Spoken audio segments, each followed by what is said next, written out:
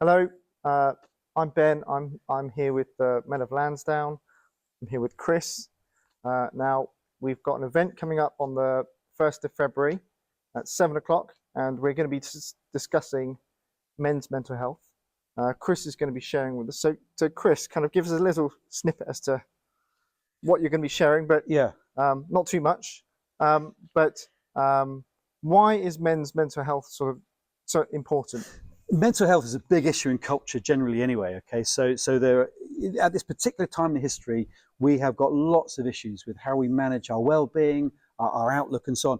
I think women find it easier actually to talk out loud. They find it easier to talk out loud about their feelings, whereas men, we find it easy to talk about the results of a football game, but talk about our feelings, we struggle a bit more. So I think we need to address this issue, and this is going to be a great opportunity on Saturday night. Yes. So the top verse searched on the YouVersion Bible app for 2024 was Philippians 4 verse 6. Mm-hmm. So talk about not being anxious.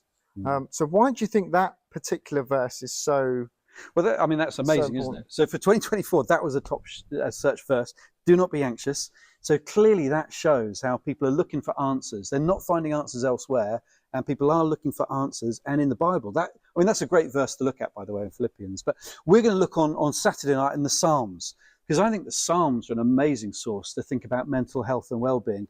The Psalms cover the whole range of emotions. You've got people being angry, anxious, upset, joyful, the whole range of emotions, and they're handled in a really gritty, honest way. I wish I could punch out the lights of my enemy. This is the kind of language you get in the Psalms, really gritty.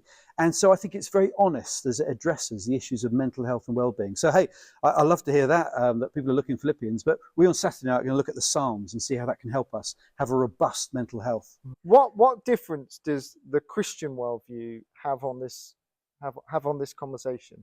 Yeah, it's a great question, isn't it? Because clearly there are answers being provided by the world at large. And we thank God for the kind of medical healthcare we have, our understanding of the chemicals in the brain and so on.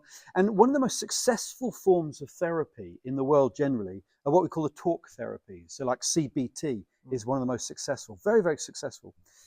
But the principles of talk therapy, of being able to talk out loud and understand our emotions, they're already there in the Bible. And so whether you're a Christian or not, you clearly need to think through how we handle our emotions, how we think about our emotions. And the Bible already addresses those issues. It's a handbook for how we live our lives, right?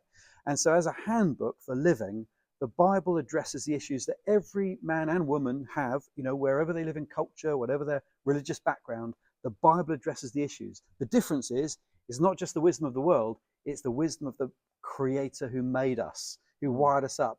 If I want to work out how to, fix a computer, I want to know what the manufacturer said. Well, if I want to fix up my life and work out how to live my life, I want to go to the manufacturer.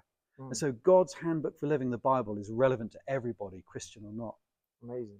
So bring my non-Christian friends. Bring your non-Christian friend. They'll feel right at home.